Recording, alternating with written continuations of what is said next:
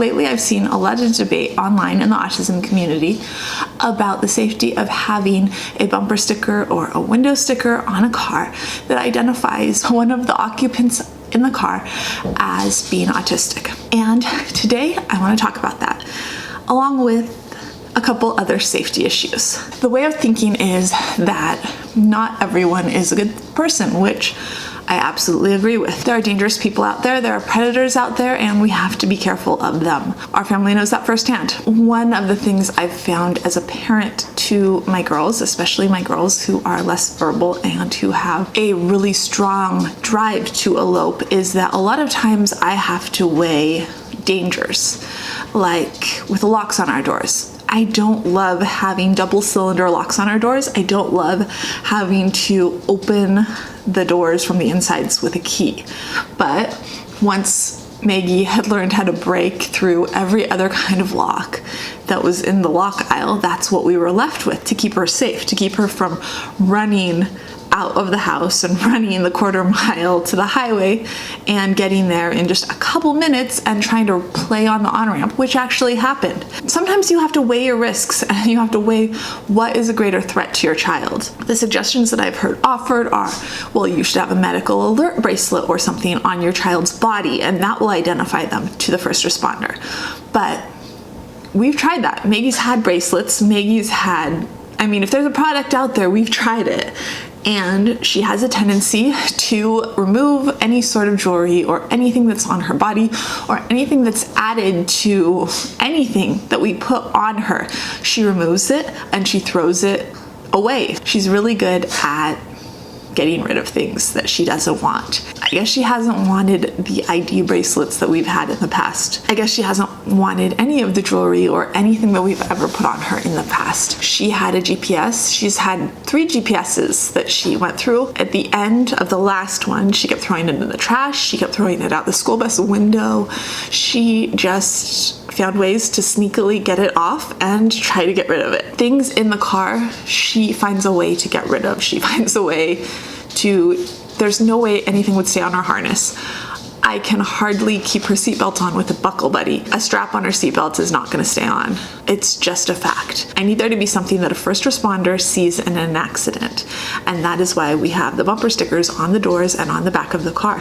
I have had police officers and firefighters come up to me when my car was stopped and talk to me about them and talk about what a good idea they are. And they talk about their trainings that they've been through and what their department is doing, and it's caused us to have some really good conversations with law enforcement.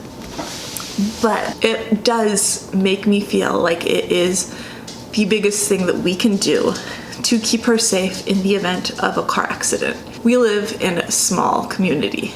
Everyone around here who knows us knows that Maggie is autistic. She is obviously disabled to anyone who spends more than 10 seconds with her. That's part of her diagnosis. Every single time we get a diagnosis, it is obvious to strangers. Her speech will give it away. Her movements will give it away. Everything gives it away. There is no hiding it. There is no chance that our neighbors aren't going to realize it when they see us. I think the biggest thing that's going to keep her safe is that really we have to have some sort of supervision and protection of her all the time. She's never going to be outside, playing outside by herself for some sort of predator to have the opportunity to take her out of our front yard. Or she's never going to be over at a neighbor's house by herself because there's not a neighbor that would be able to watch her. There's not really anyone we know other than my husband and I who can watch her outside of therapists and schools, really. I get what people are saying, and I can see it being true for kids who are off, who are able to be off out in the world independently.